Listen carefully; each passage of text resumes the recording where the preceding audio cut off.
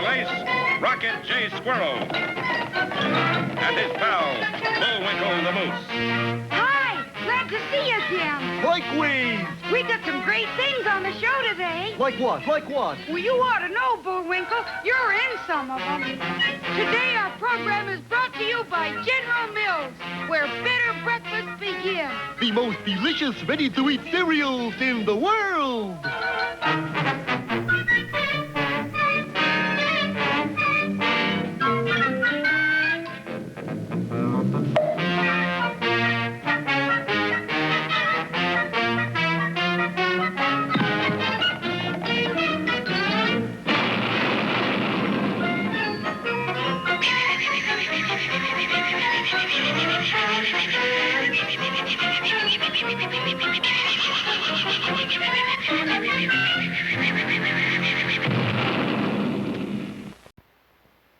Puff, puff, Cocoa Puffs. Puff, puff, Cocoa Puffs. Chocolate flavor Cocoa Puffs.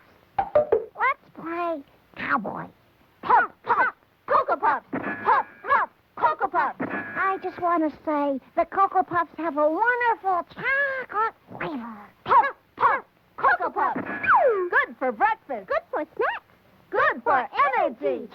Chocolate flavor cereal. Hot, thickety-dee. Cocoa Puffs. And remember, kids, besides being great for breakfast, Cocoa Puffs make wonderful snacks. Eat them just as they are, right out of the box. Crispy puffs of corn and cocoa with a delicious chocolatey taste. Just right for eating after school or while you're watching TV. So you ask for chocolate-flavored Cocoa Puffs today. Cocoa Puffs for energy. Cocoa Puffs for fun. Chocolate flavor cereal. Yum, yum, yum. Cocoa Puffs, Cocoa Puffs, Cocoa Puffs, Cocoa Puffs, Cocoa Puffs.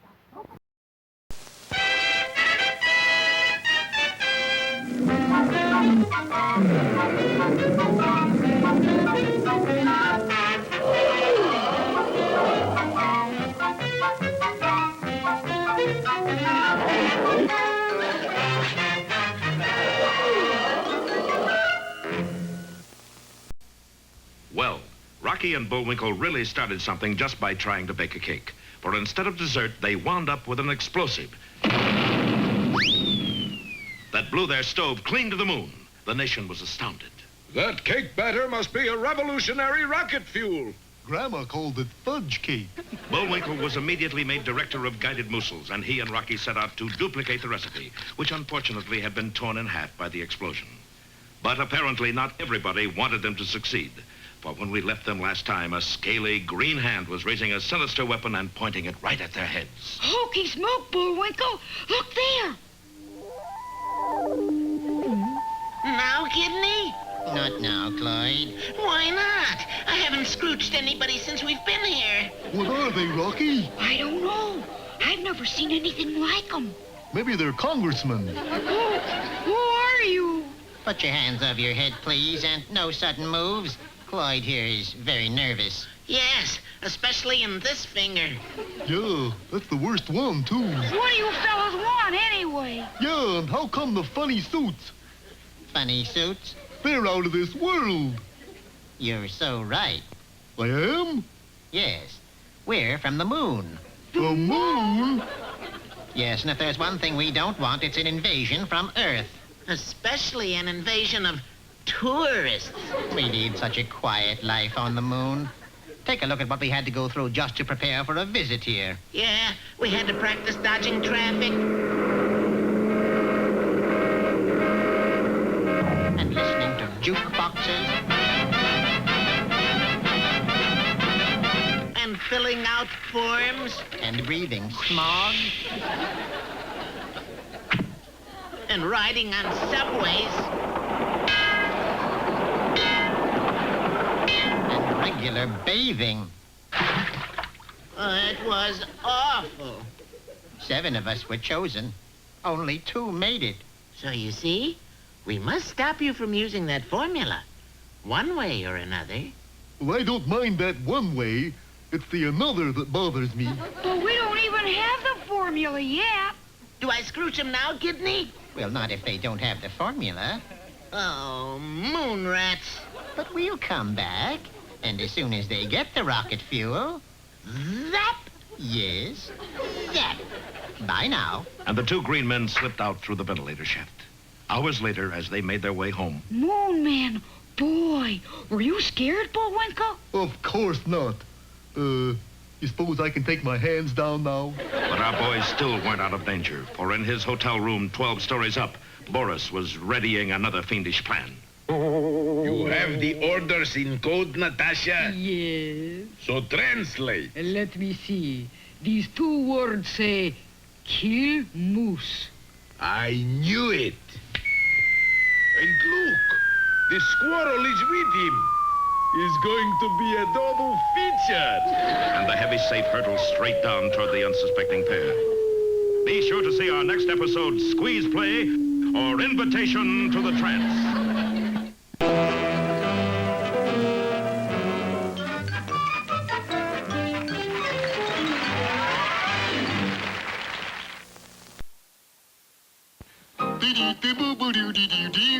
I like the fruit flavor of Trix, Trix, Trix. I like the fruit flavor of Trix, Trix, Trix. I like the fruit flavor of Trix, Trix, Trix. But tricks are meant for kids. Yes, sir. Tricks are for you. It's the corn cereal with fruit flavor goodness. Fruit colors, too. So try Trix. Here's another goodness cereal from General Mills. My brother's teaching our parakeet to talk. Say, Kix corn cereal. Kix corn cereal. Fine. Say, Kix is unsinkable. Unsinkable. Say, cereals that sink get soggy, but Kix floats stays crisp. He can't say that, but he's smart, see? He likes Kix, too. Kix is unsinkable. Unsinkable. Kix. And now it's time for... Time for the dancing fool, Bullwinkle. Again? And now for one of our special fairy tales. Yeah.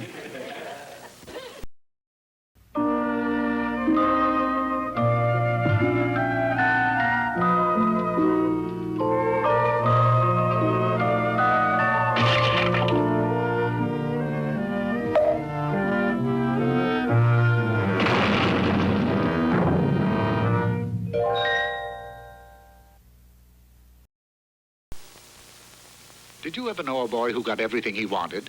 Well, that was Jack. In fact, Jack was given so many toys by his mother that he became spoiled, and his mother became very, very poor. For you see, she used all of her money to buy toys for Jack until she was left with only one worldly possession, a cow. Except Jack, of course. Aside from being very, very poor, they were continually being frightened by loud thums. Thumb! And sometimes fees. Which would come out of the sky like thunder. This was very noisy, to say the least. But Jack's mother decided first things first and sent Jack to the village to sell the cow so they'd have money enough for food. Jack was very inexperienced in the world of commerce, so what did he do? What any young boy would do. He sold the cow for 6 lima beans. Jack, you've never heard such thumbing and things since you've been gone. I thought the sky would crash in on our heads. How much did you get for the cow, son? 6 lima beans, Mother. 6 lima beans? Why, Jack, you know I don't like lima beans. But the man said they were magic beans. Off to bed, Jack. Not another word. So Jack went to bed without any supper. The next morning, Jack was awakened by a huge beanstalk growing right outside his window. Jack thought to himself, beanstalks this big are for climbing. And so he did. He climbed, and then he climbed some more. Finally, he reached the top. He didn't know that he was in the land of Fum. Or is it Fe? Jack started out in search of food, and soon he came to a huge castle. He crossed the huge drawbridge and entered the huge gate. Everything inside the castle was huge, too. My, this room is big enough for a... Giant? This is the castle of the giant of Fum. Or is it Fe? He's a mean, evil giant with a nasty disposition, and he stole from your father, let's see, 1 hen, golden egg type, 2 bags of gold, 14 carat, 1 harp, singing variety. You must return them to your mother, who was the rightful owner. But remember, the giant has a keen sense of smell. If he smells a stranger, he will say, Fe-Fi-Fo-Fum. And then you must run for your life, because that means he's discovered you. But how do you know all this? Because I am your fairy godmouse. Just then, there was a terrible thumping noise like huge flat footsteps. Jack hid behind the door just as the giant entered. He was huge. Wife, bring me my hen. And while Jack watched in amazement, the hen laid an egg made of solid gold. Wait a minute. Fe-Fi-Fo-Fum. I smell... No, that's not right. Fe-Fi-Fo-Fum. That's it. Fum. Fe-Fi-Fo-Fum. But now I don't smell anything. So Jack returned the hen to his mother, and she seemed so delighted that the next day Jack returned to the castle. Wife, bring me my bag of gold. It was more gold than Jack knew there was in the world. Wait a minute. Fi-Fo-Fum, fee. No, dear. It's Fe-Fi-Fo-Fum. That's what I said. Fe-Fi-Fum-Fo. Fum, stupid! Fe-Fi-Fo-Fum! And as the giant and his wife argued, Jack slipped out of the door and was gone. He gave the gold to his mother. She seemed so delighted that the next day he was back in his hiding place. Wife, bring me my singing harp.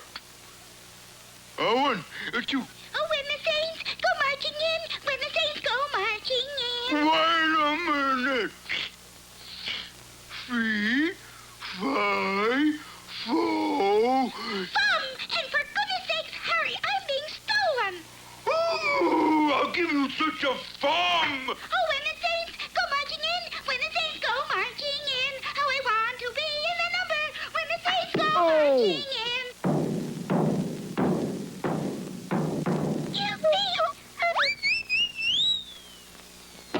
in. You know, Jack didn't really have to chop down the beanstalk. For you see, the giant was so afraid of heights that when he looked over the edge, he was so frightened that from that day on, never again was heard a fum or even a feeble fee. Only foop or tweet. And Jack changed too, for he had learned that there was as much fun in giving as in receiving, and so everybody lived happily ever after. Jack and his mother and the cow. And a fairy godmouse.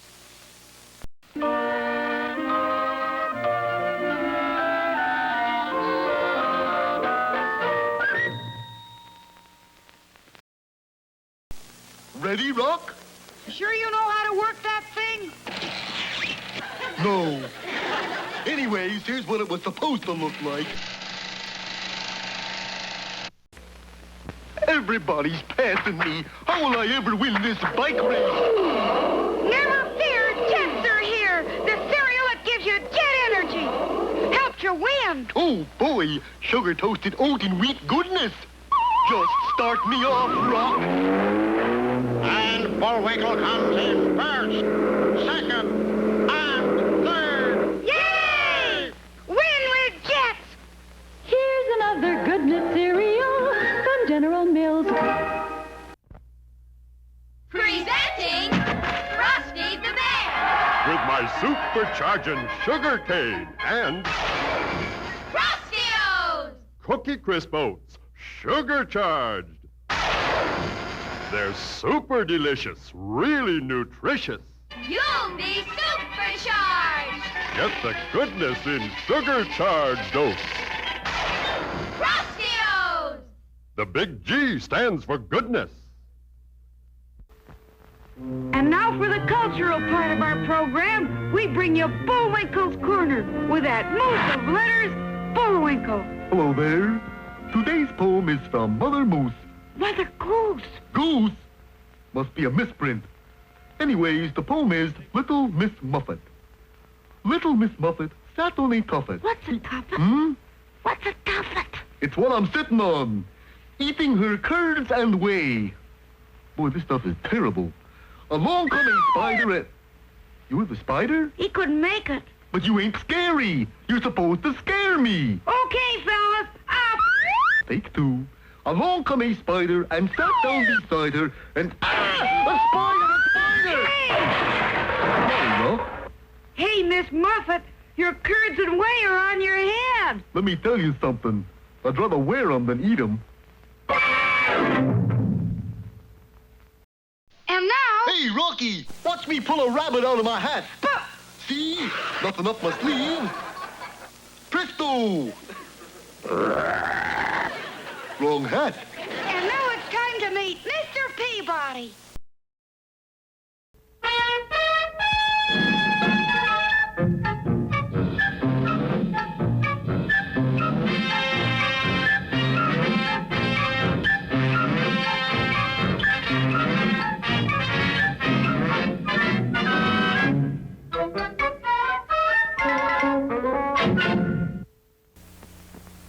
Hello there, Peabody here. And this is the Wayback Machine for traveling through time. And this is my boy, Sherman. Speak, Sherman. Hello. Good boy. And today we visit Napoleon. No kidding, Mr. Peabody? I never kid, Sherman. Time? About 1810. Place? Paris. The Wayback was working beautifully. We were teleported right into Napoleon's chambers. He wasn't exactly dressed to receive visitors. Who is there? Oh, you are from the Secret Service? Why, sire, is something amiss? Of course, they are gone. What are gone? The Imperial braces. Huh? The Emperor means his suspenders are missing. Oui. But why are they so important? Because they hold up my pants up. Crushing logic, sire. You can't be an emperor without suspenders? Of course not. If I try to draw my sword, see? I cannot order the troops forward. I cannot even salute. And as for making a speech, impossible. Well, why don't you get another pair? Because I am the emperor. I must wear only the imperial suspenders. Sire, who besides you has access to your wardrobe? Only my ever-faithful servant, Pierre Lecomo. And where is he? Come to think of it, I haven't seen him lately. Find Pierre, and you'll find the missing suspenders. But where? There! Yes, through the palace window, Sherman had spotted a skulking figure moving toward the gate. Come on, Mr. Peabody! My dear boy, I'm a genius, not a track star. He went this way, toward the docks. In a trice, we were on the docks. Look, that ship's leaving. We'll lose them. I doubt that. With the ship pulled to a stop, Sherman and I made our way to a porthole. Inside was Pierre Lecomo and his conspirators. On the table between them were the royal suspenders. You have done your work well, Pierre. Nothing.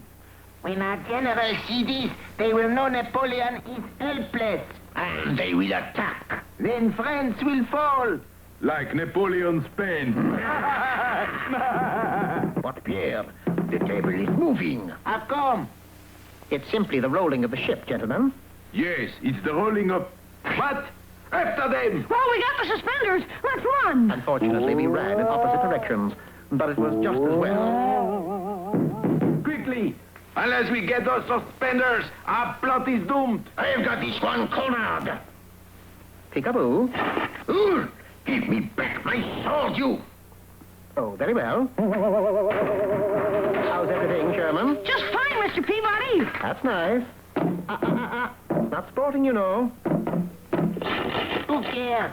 I'm going to get you if it's the last thing I do. What do you know? It was the last thing. You little pest, I'm going to feed you to the sharks. Be calm, Sherman. My guidebook says there are no sharks in these waters. Goodbye, you brat. Monsieur Lecomo, you seem to have cut the hawser. But when I go, he goes. Not necessarily. And as the rope parted, Sherman dangled at one end of the Emperor's braces, while Pierre Lecomo fell into the murky water. My, seems the guidebook was wrong about those sharks. Well, now to return these to Napoleon and receive the thanks of the happy populace. They don't look happy. Something the matter? Please, Monsieur Peabody, don't take the Emperor's suspenders back. Why not? Because it is the first day in 33 years there has been peace and quiet in France. The first day the cannons have been silent. No boom, boom, boom. For years our people have had to go around with their fingers in their ears. It's the first time I've seen my daddy in 33 years, too. And who is your daddy? Napoleon. Well, we had kept the suspenders from falling into the hands of France's enemies, But there really didn't seem to be any reason for returning them to Napoleon either. And so we didn't. There they are. That's why in all the pictures of Napoleon, his hand is inside his coat. He's really holding up the imperial pants.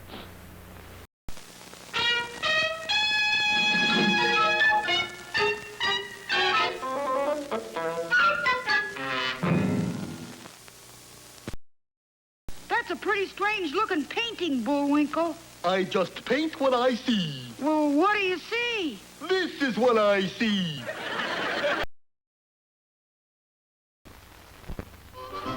Yahoo! The Circle O Wild West Show presents the Cheerios Kid and Frosty the Supercharged Bear. I'm riding for Cheerios. Golden O's of toasted oats, packed with power protein. He's got pow, pow, power. There he goes. He's feeling his Cheerios. My brand's the Super Circle Frostios. Cookie crisp, sugar-charged oats. Super delicious, really nutritious. You'll be... Supercharged. Join the Circle O Breakfast Club. Cheerios for toasted oat goodness. Frostios.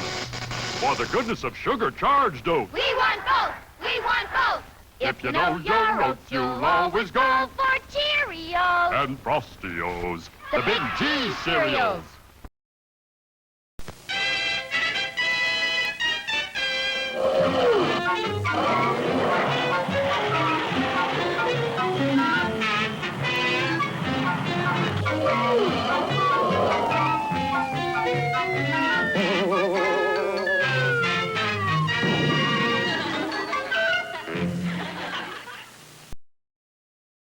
In trying to rediscover their secret rocket fuel, Rocky and Bullwinkle have been threatened by two moon men who will go to any lengths to keep Earth tourists from cluttering up the surface of the moon, even to scrooching our heroes if need be. And if that weren't bad enough, when the boys were on their way home, the two spies, Boris and Natasha, received their latest instructions. Don't tell me, let me guess. I'll bet it says, kill moose, right? Right. Okay. But in front are two more words. Do not. Do not kill moose. Oh, Boris, you impetuous boy, what have you done? Better yet, what will you do? Save him! I've got to save him! Boris raced to beat the heavy safe to the ground, and he won. Almost. The heavy safe drove him into the ground like a tent stake. Bullwinkle's keen mind knew instantly what had happened. Hey, up there! You dropped your safe. Boris! Boris, where are you? Here. Boris, darling, you're alive. This is living. In the next few days, the boys worked like demons, measuring, sifting, rolling, baking. And the results were tremendous. 7-layer cheesecakes, hot fudge strudel, an acre of cinnamon pizzas, and 200 pounds of peanut brittle. Unfortunately, none of it would explode. Golly, Bullwinkle, people are depending on us. The world's waiting for our discovery. That recipe is locked in your brain somewheres. It is? Yeah. All we gotta do is figure how to get it out. Hey, I got it. Hypnosis. Hypnosis? You'll be hypnotized, and while you're asleep, you'll tell us the recipe. I'm gonna talk in my sleep? Yeah. Swell. Usually I just snore.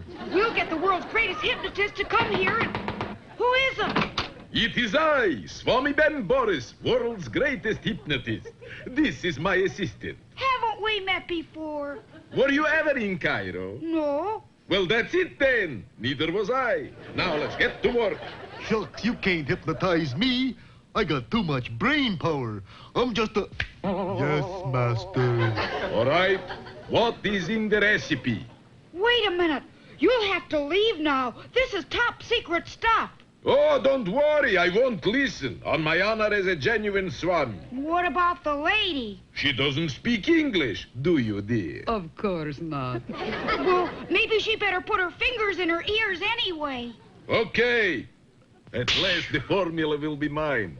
Now, Mr. Moose, tell me everything you know. So Bullwinkle told them everything he knew, all about his early days in the Minnesota woods, his days at the Philpott School for Exceptional Children, and he was exceptional, being the only student with antlers. His experiences in the Army, where he served 3 years as a hat rack in the Officers Club. On and on he went without stopping for 12 hours. But true to their promise, Boris and Natasha didn't hear a word. The steady drone had long since sent them to dreamland. Unfortunately, it had done the same thing to Rocky. And so when Bullwinkle finally got to Grandma's recipe, the only people who heard it weren't people at all, but the two moon men. Did you hear that, Kidney? Yes, Cloyd. It's exactly the formula we use. Oh, boy! Can I scrooch him now? Yes, Cloyd. You can scrooch him now. Don't fail to see our next episode, The Scrooched Moose.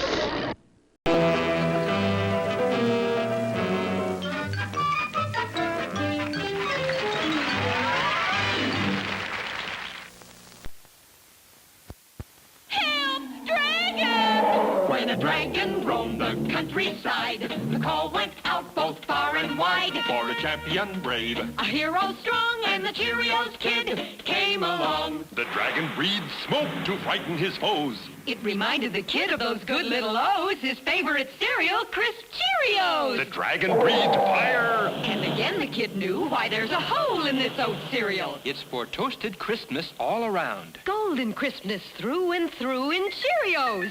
The oat cereal ready to eat. He remembered, too, a Cheerios breakfast gives you Power protein to help you grow stronger. energy vitamin B1. For loads of Go Power. Yes, he's got Go Power. There he goes. He's feeling his Cheerios. If you know your oats, you too will go for the Power Breakfast Cheerios.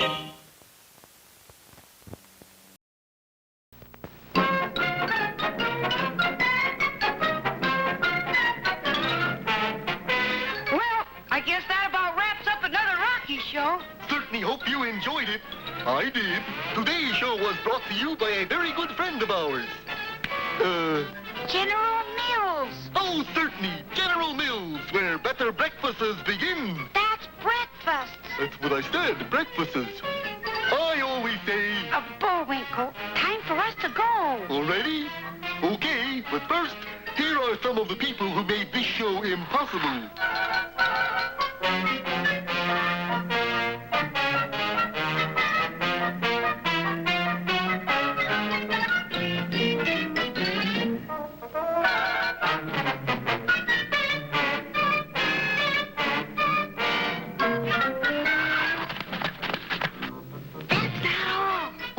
Get tired.